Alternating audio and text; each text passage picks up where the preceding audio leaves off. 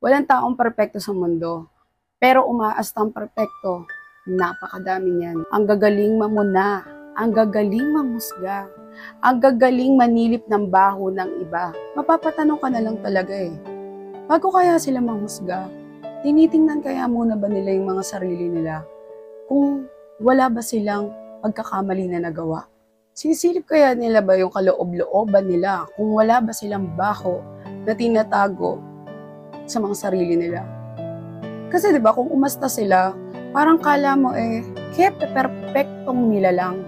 Grabe kung manglait at manghusga ng kapwa nila. Ang hihilig manilip ng buhay ng iba. Apektado sa buhay ng iba na dapat ay sariling buhay nila ang inaatupag nila.